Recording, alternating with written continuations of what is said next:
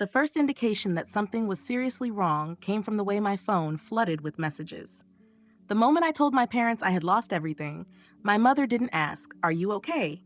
Instead, her message read, "We need to talk privately." My name is Alyssa Grant, 32, founder of a tech startup I built from nothing, late nights, strained friendships, and missed holidays. I believed selling it for $20 million would finally bring peace. Instead, it brought silence. The moment I told my parents the lie my lawyer advised me to share, everything around me shifted. My father didn't even call to check on me.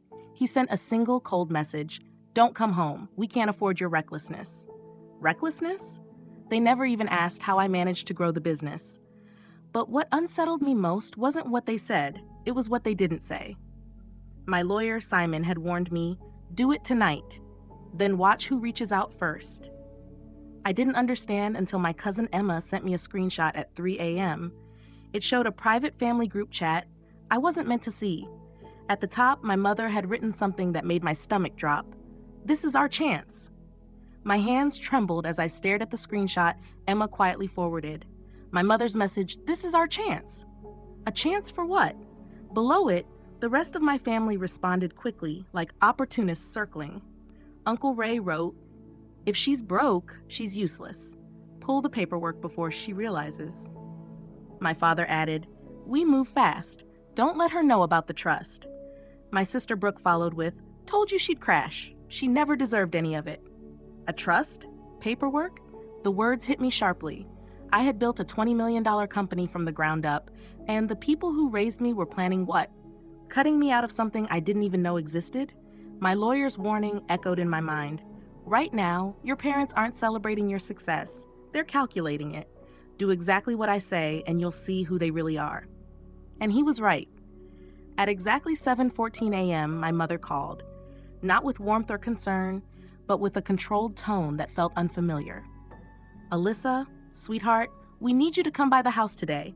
There are things we need to take care of." She didn't know I had seen the messages. She didn't know I was aware of the trust. And she definitely didn't know I wouldn't be coming alone, because Simon had already told me what would happen next, and it unsettled me.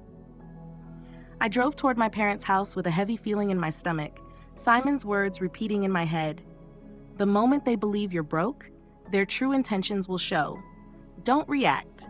Just observe." Observe. Simple advice, but difficult to follow when betrayal runs through you like poison. My childhood home looked smaller than I remembered, or maybe I had simply outgrown the version of myself who once sought their approval. When I stepped inside, the atmosphere felt tense, as if every move had been practiced. My mother didn't hug me, didn't reach out, didn't even offer a seat. She quietly shut the door and said, "We don't have much time. Your father is getting the documents." Moments later, my father entered, holding a thick envelope with my name printed on it. He avoided eye contact, his expression unreadable. "Sign these," he said. "It's better for everyone if you do. Better for everyone, except me." Brooke sat on the couch, arms crossed, a slight smirk suggesting she had been waiting for this moment. My mother added, "You made a serious mistake. You always do." The envelope felt unusually heavy in my hands. Too heavy. Something inside was wrong. As I opened it, a line stood out, and my vision blurred with shock. Revocation of beneficiary rights. My own family was removing me completely. My breath left me in a sharp, cold exhale. Revocation of beneficiary rights. There was no attempt to soften it. My father finally looked at me, his expression calm, as if this wasn't betrayal, but routine business. "Alyssa, you're not stable right now. You've made poor decisions. The trust needs protection." Protection? From me? My mother stepped closer, lowering her voice as if speaking to a stranger. "If you sign now, we won't enforce the clause that penalizes irresponsible heirs."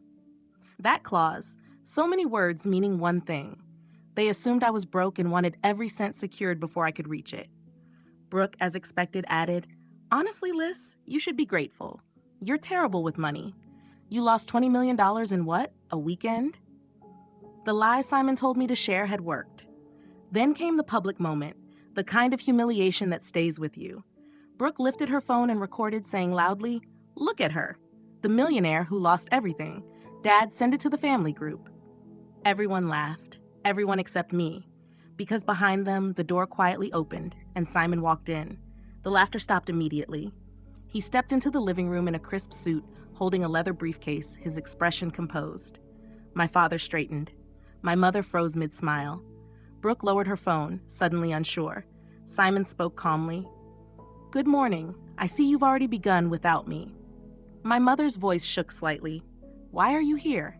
He placed his briefcase on the table. "Because Alyssa did not lose $20 million. She followed my legal advice to reveal this family's intentions." Silence filled the room. My father's jaw tightened. Intentions regarding what? Simon slid a folder across the table, much thicker than the envelope they had given me. Inside were bank transfers, emails, notarized letters, all bearing their signatures.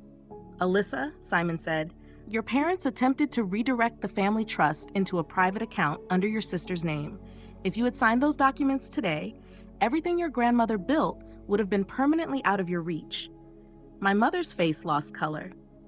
That's being taken out of context." Simon tilted his head slightly. "The clause you mentioned, the one about irresponsible heirs, I drafted it. It applies to fraudulent trustees, not beneficiaries." Brooke swallowed, her confidence fading. What began as shock turned into clarity, and clarity turned into resolve. This response would not be loud. It would be precise and legal. Simon looked at me and gave a small nod, my signal to proceed. I took a slow breath, steadying myself. My parents watched closely, angry, uneasy, still calculating. They believed they could explain their way out. They couldn't. I placed the unsigned envelope on the table. "No," I said quietly. "You'll be signing something today." Brooke scoffed. "You can't make us." Simon raised a hand. "Actually, she can." From his briefcase, he produced a new set of documents, clean, direct, and final. "Here," he said, addressing my parents, "is the formal resignation of your trustee rights, effective immediately. Refusal to sign will initiate a full court audit of every account you've managed over the past 15 years. My father's expression hardened. "You wouldn't." "Try me," Simon replied without hesitation. I watched their composure break. First anger, then fear, then the realization that they were cornered by their own actions. My mother's hands trembled as she looked at the papers. "Alyssa, please. We were only trying to take from me," I interrupted calmly, "to embarrass me, to record me failing." Brooke stepped forward. "You can't take everything from us." I turned to her. "I'm not taking everything, only what was never yours." The room went quiet. My parents reached for the pens. At that moment, Simon leaned slightly toward me and said, "Alyssa, stay prepared. They may not be finished resisting." My father paused before signing, placing the pen down with force. He looked at me with visible anger. "You think this is punishment? You're destroying this family." I remained steady. "This family was damaged the moment money mattered more than your daughter." Brooke stepped in, her voice strained. "Liz, please. If Mom and Dad lose control of the trust, I lose my stipend, my condo, my car. I can't afford that." Ah, there it was, the truth finally stated. Not love, not loyalty, dependence. Simon crossed his arms. "You should all understand Alyssa is now the sole trustee. Any discretionary payouts will be entirely her decision." My family's expressions shifted at once, the realization clear on their faces. My mother reached for my wrist, her voice unsteady. "We raised you. We gave you everything." I calmly pulled my arm away. "You gave me life, not love, and certainly not loyalty." My father made one final attempt, this time through pressure. "If you go through with this, you'll regret it. Money can't replace family." I met his gaze, steady and composed. Neither can betrayal. Then, with unsteady hands and no remaining options, they signed away their rights. Just as it's finished, Simon leaned slightly closer and said, "Alyssa, there's one more thing you haven't seen yet, something your grandmother left specifically for you." The room fell still. One final detail remained. Simon opened his briefcase again and removed a small velvet envelope, aged, ivory-colored, sealed with wax. My heartbeat slowed as he spoke. "This was entrusted to me by your grandmother, to be given to you only after your parents revealed their true intentions."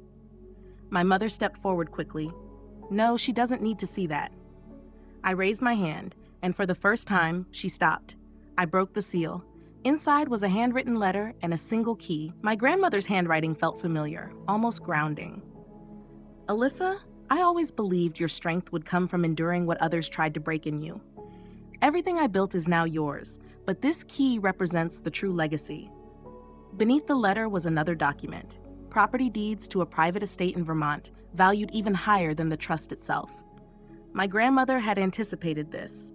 She had recognized the risk long before I did. My father's voice faltered. She left that to you? For the first time, I felt nothing toward them. No anger, no disappointment, only distance. I folded the letter, placed the key in my pocket, and stood. This family ended itself, I said quietly. I'm simply walking away from what's left.